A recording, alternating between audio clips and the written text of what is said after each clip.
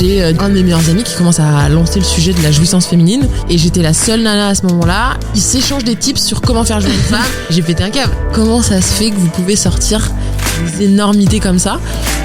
Véritable phénomène sur Instagram, Camille Aumont est blogueuse et auteure nigériane de 24 ans, plus connue sous le pseudo de Je m'emballe clito. Elle doit son succès à un discours décomplexé sur la sexualité et le corps féminin. Alors comment fait-on pour s'en battre le clito ? Je suis Malika Ménard et vous écoutez Fuck les complexes, un podcast dans lequel les femmes parlent de l'acceptation physique de soi. Alors Camille, ça fait 3 ans, c'est ça que t'as explosé sur Instagram, notamment grâce au compte Je m'emballe clito. Exactement. Est-ce qu'on peut revenir aux prémices de ce compte ? D'où t'es venue l'idée de le créer ?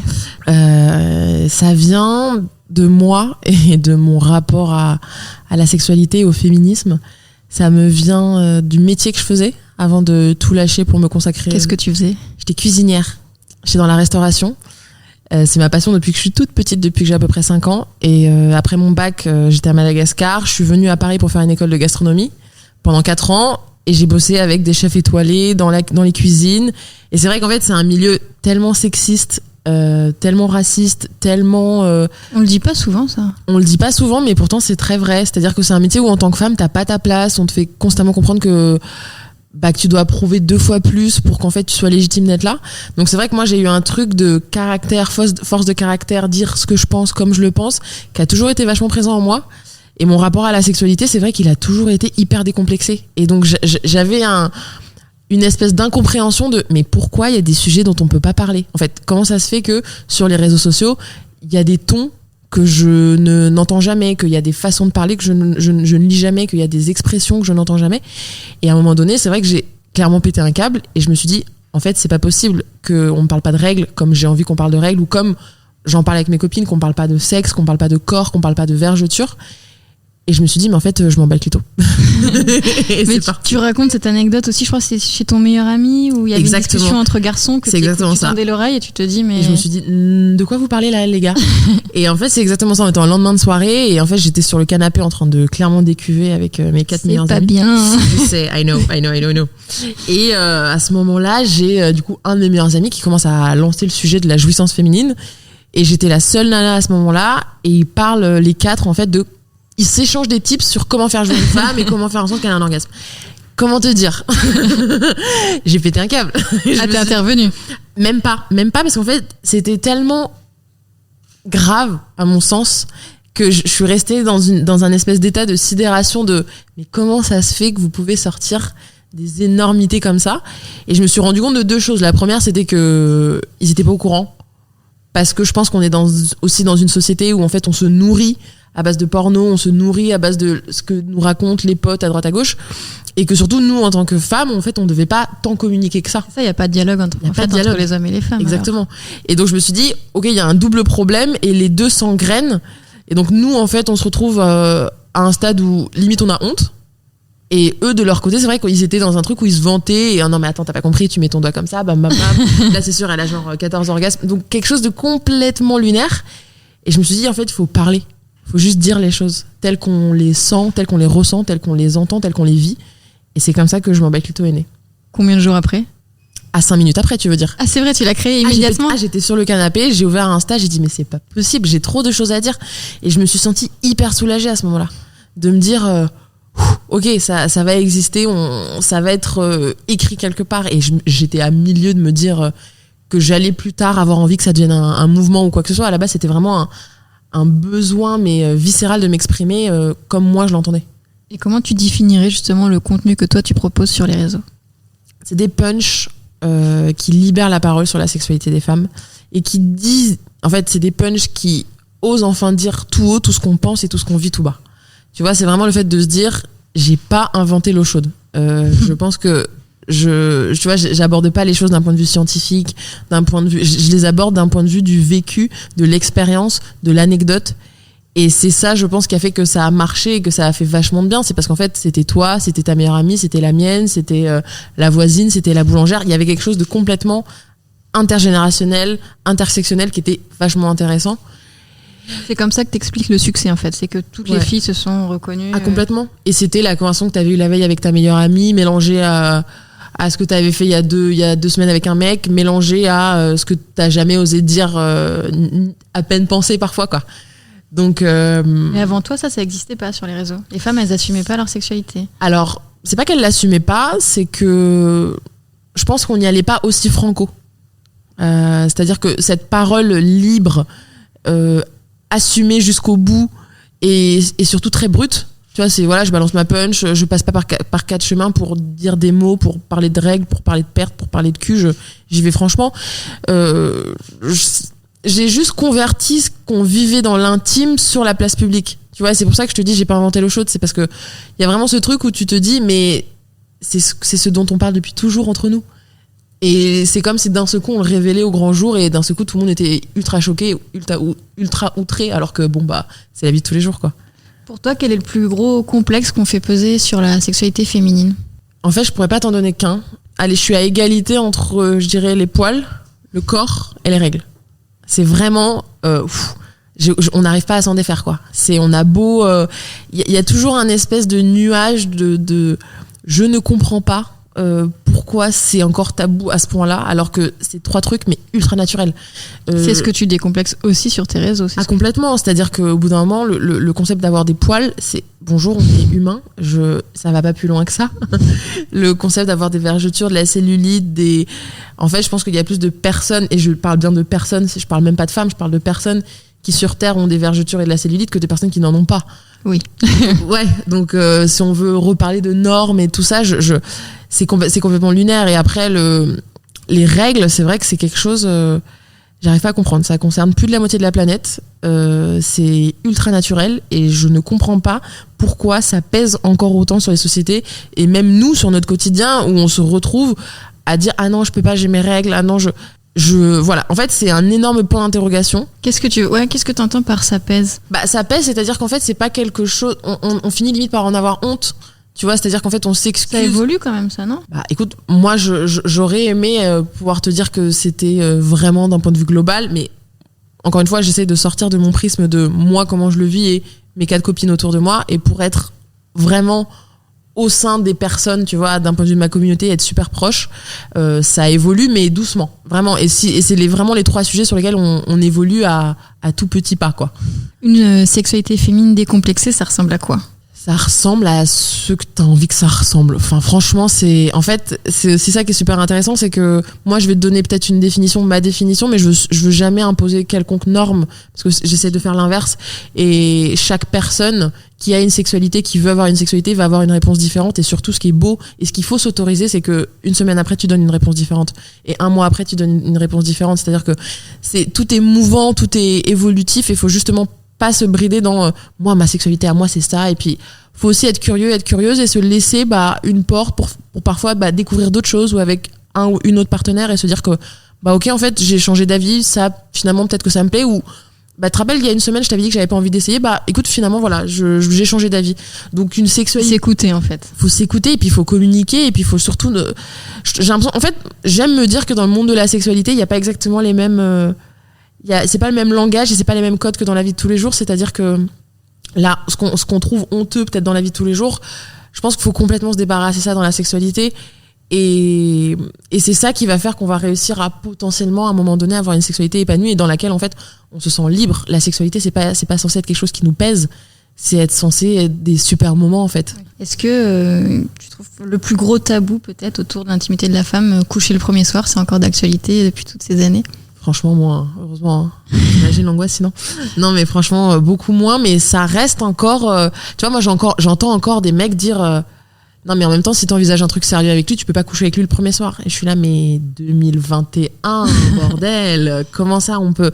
Et donc, tu vois, il y a des stigmates et il y a des trucs, on a du mal. Tu vois, on a vraiment du mal encore avec ça, sachant que j'ai jamais entendu personne sur Terre dire à un mec. Ah non, mais si t'envisages un truc sérieux avec la meuf, tu peux pas coucher le premier soir. Donc, tu vois, il y a aussi cette espèce de guéguerre binaire qui, moi, m'insupporte de plus en plus. Et en fait, c'est juste, mais soyez libres de faire ce que vous voulez, quand vous voulez, avec qui vous voulez. Et ça va pas plus loin dans la prise de tête, en fait. T'as l'impression qu'il y a moins de tabous chez les hommes dans leur sexualité ? Ah, pas du tout. J'ai juste l'impression qu'on s'est pas encore attaqué à ça. Tu vois, c'est-à-dire que là, on est à fond dans la révolution sexuelle féminine, dans les comptes qui libèrent la parole sur la sexualité des femmes. On parle vachement de ça. Mais alors, parlons franchement, la révolution sexuelle masculine n'est encore pas arrivée. Et il y a tout autant de tabous, de stéréotypes. Tu vois, quand on parle de la masculinité toxique, de la taille du pénis, de la virilité. En fait, il y a tout autant de tabous qui pèsent sur les épaules des hommes, enfin, ou personnes qui s'identifient comme étant un homme, que chez les femmes. C'est juste qu'en fait, on s'y est pas encore attaqué.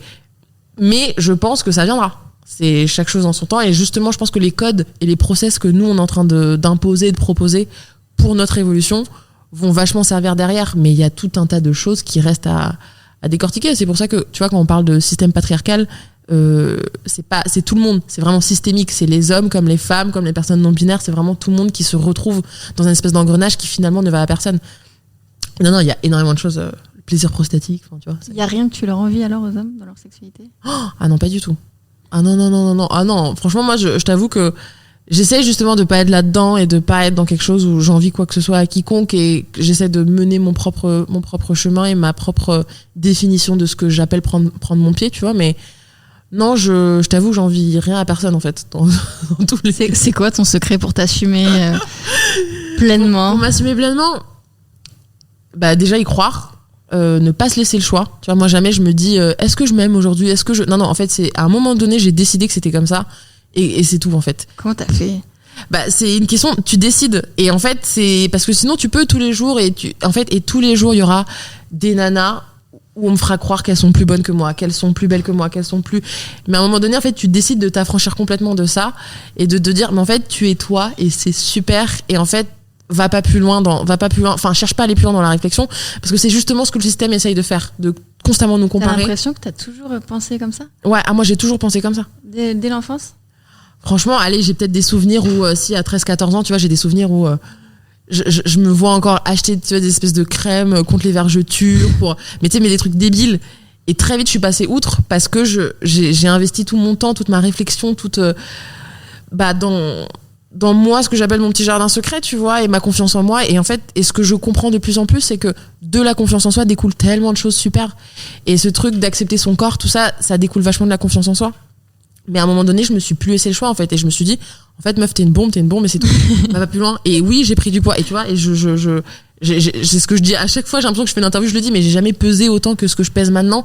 Et je m'en carre le cul complètement. Parce que ça définit pas qui je suis, ça définit pas l'amour que j'ai pour moi, tu vois, ça va outre ça. Et je pense que la véritable confiance en soi, c'est quand en fait ton corps n'a plus aucun lien et n'a plus aucune incidence sur à quel point tu t'aimes. Ouais, justement, tu disais quand j'avais vu une vidéo, où tu disais quand je me cherche des qualités, je vais pas sur le physique. Ah non, mais absolument pas. Mais je m'en suis rendu compte malgré moi, c'est-à-dire que je fais souvent, moi j'adore faire des listes et j'adore prendre des notes. Et je me suis rendu compte, à un moment donné, j'avais fait un post où je disais vas-y meuf, continue dans ta démarche où tu te kiffes et tu es ta propre nana qui se fait des compliments. Et j'avais fait une liste de tout ce que j'aime chez moi. Et je me suis rendu compte que jamais je disais mes yeux, mes fesses, mes cuisses. Parce qu'en fait, c'est évolutif. C'est pas, tu vois, c'est pas quelque chose de racinaire, c'est pas quelque chose de périn, c'est pas quelque chose de... Alors que mon caractère, ma personnalité, ma façon de traiter les gens, ma façon de faire telle chose, ma façon de... Ça reste et ça restera, et c'est des choses qui sont carrément tangibles, quoi. Mais le corps, ce n'est que l'enveloppe de tout ça, et moi c'est comme ça que je le vois, et c'est aussi la façon que j'ai trouvé pour justement, en fait, qu'on arrête d'en faire des caisses. Et à partir du moment où pour nous le corps, ce n'est qu'une enveloppe de ce qu'on a à l'intérieur de qui on est, on pourra plus nous avoir sur des produits amincissants, sur des leggings qui te font un cul de ouf, ça marchera plus.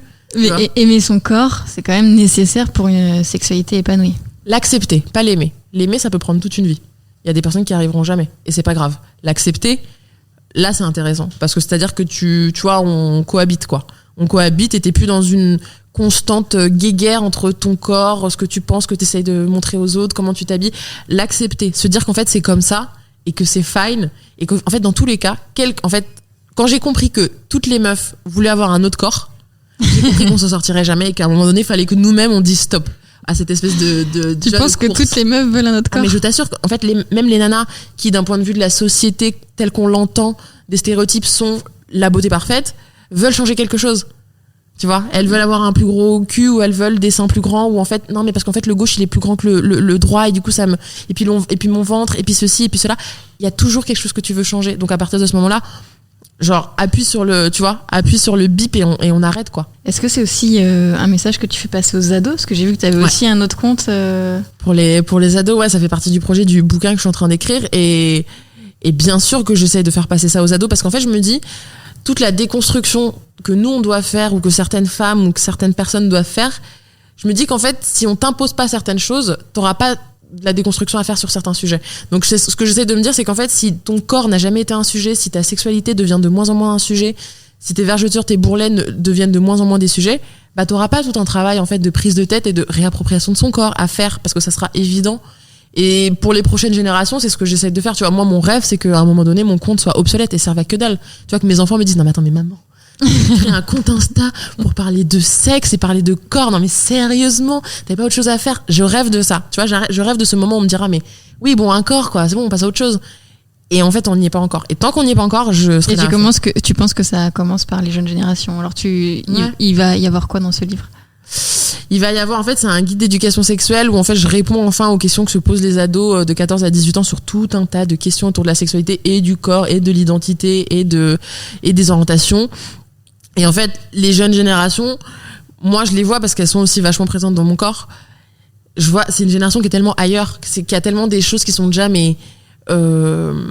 qui font partie de leur socle, tu vois, la bienveillance, l'inclusivité. Oui, plus que les générations. Mais bien plus que moi, alors que j'ai 24 ans et que je m'adresse à une génération qui a juste 10 ans de moins, voire même certains 5, tu vois. Ils sont mais déjà bien plus ouverts sur même la convergence entre les luttes, tu vois, se dire qu'en fait l'écologie et le féminisme et la façon dont on traite les animaux et les façons dont on traite le droit des femmes et la planète, bah en fait tout ça fonctionne en même temps. Et tu vois, et quand je te dis, mais en fait le rapport à la sexualité est complètement, on peut pas décorréler du rapport au corps, c'est vrai. Et en fait je pense que on a trop essayé de séparer, tu vois. Et moi à mon époque c'était le coin des écolos véganes avec le coin des féministes un peu relous, le coin des un peu émo qui écoutent Tokyo Hotel, on comprend pas pourquoi, le coin des intellos. Et en fait j'aime ce truc où on appuie sur un bouton reset et on repart à zéro. Et j'ai l'impression que les générations qui suivent, qui ont, je te dis entre 14 et 18 ans, hein, ça ils l'ont compris.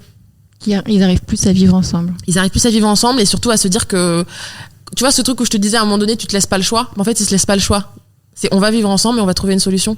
Et c'est ça que je trouve vachement beau. On a l'habitude de terminer l'interview avec 3 questions. Ok. Quelle est ta définition de la beauté? Alors, je vais séparer cette question en 2. Alors, quelle est la définition de la beauté pour soi-même et la beauté pour les autres? Pour moi, la beauté, c'est quelque chose que t'as du mal à définir. Tu vois, ça met tout ça met pas tout le monde d'accord, mais moi c'est un état d'esprit où juste tu te sens super bien. La beauté envers soi, c'est quand tu te sens libre. C'est quand tu vois, c'est et tous les petits détails de corps, de sexe, ça passe ailleurs. Mais la beauté, ce qui est bien, c'est que ça évolue aussi, tu vois, et qu'en fait, la façon dont tu te sentais belle ou beau il y a 5 ans, ça peut changer aujourd'hui. Donc la définition de la beauté, c'est ce qui fait que tu te sens libre. Et pour les autres, je pense qu'il faudrait qu'on arrête de donner notre opinion sur ce qui est beau pour les autres. Justement, celle des complexes. Voilà, tu vois, c'est vraiment vis et fais ce qui fait que tu te sens bien et habille-toi comme t'as envie et fais le poids que tu as envie de faire et voilà, et justement oublions en fait ces notions de beauté qui nous ont tellement emprisonnés. Deuxième question, la définition des complexes. Je pense que t'as un petit peu répondu justement avec cette deuxième partie. C'est tout ce qui nous empêche d'être libres. Et comment on leur dit fuck? En décidant à partir de là, maintenant, tout de suite, qu'on leur dit fuck. C'est vraiment, en fait, il y aura pas de raisonnement pragmatique, intellectuel sur les. En fait, non. Je t'assure que c'est un truc, il faut que tu ailles puiser au fond de toi et à un moment donné, tu décides d'arrêter. Tu vois, et de te prendre la tête et de te dire qu'en fait t'as 12 heures dans une journée et qu'en fait t'as pas envie de te consacrer plus de temps que ça à te prendre la tête sur ton corps et t'as envie de prendre ton pied, découvrir des choses, partir en voyage, gagner de la thune, monter des boîtes, écouter des podcasts, passer du temps avec ses potes et que c'est là-dedans que t'as envie d'investir ton temps et pas dans des choses qui... En fait, et j'en parlais avec ma psy la semaine dernière, je lui disais, mais en fait, je pense pas que sur mon lit de mort, je dirais, allez, quand même, hein, ce petit hot dog, j'aurais pas dû le manger parce que le cul que j'ai. Mais non, mais en fait, tu vois ce que je veux dire, on aspirera à des choses tellement au-delà de ça que, ouais, les complexes, c'est tout ce qui fait que t'arrives pas à être libre. Et en fait, c'est à toi de t'en détacher et de décider à un moment donné que ça sera pas des facteurs dans ta liberté. Une petite technique, l'autosauchage. L'autosauchage, mais bien évidemment, devant le miroir, tu te fais des méga compliments le matin. C'est pour ça que je suis en retard tout le temps. Mais qu'est-ce que je suis bonne, ma parole. Mais attendez, non mais vous avez vu cette meuf un peu? Attendez, ouais, c'est moi. Et je passe et je fais ça. Et c'est un exercice, je t'assure, les 15 premières fois, tu te sens hyper débile. Et après, t'arrives en retard à chaque fois, à tout un rendez-vous. T'étais à l'heure, c'est moi qui Mais oui, voilà. Mais t'arrives en mode queen, quoi. Et je pense que c'est super important parce que, en fait, si toi-même tu te fais pas des compliments, les compliments qu'on va te faire, tu vas pas vouloir les recevoir. Et on va avoir ce truc de, ouais, merci. Tu vois, t'es belle. Ouais, merci. Ouais, de ouf. C'est cool, tu vois. En fait, tu vois, c'est aussi cette espèce, tu vois, quand je te parlais de honte et en fait, on se détache de tout ça, tu vois. C'est vraiment, et si toi-même tu te fais pas des compliments et t'essaies pas toi-même de te convaincre que t'es belle, que t'es forte, et que parfois c'est pas le cas en fait, et que parfois tu peux te trouver moche, et que parfois t'as fait preuve de vulnérabilité, et que c'est super. Tout n'est pas noir et blanc, et tout, c'est un ensemble en fait, tu vois. Et c'est le parfait équilibre, et c'est la nuance, et c'est, en fait, comment veux-tu que quand quelqu'un te fasse un compliment, tu l'entendes et tu y crois? C'est pas possible. Faisons-nous des propres compliments. Merci Camille, je vais essayer de l'appliquer. J'ai eu la chance de recevoir Camille Aumont. Vous pouvez la retrouver sur Instagram @jem'emballeclito pour une bonne leçon de liberté et d'acceptation de soi.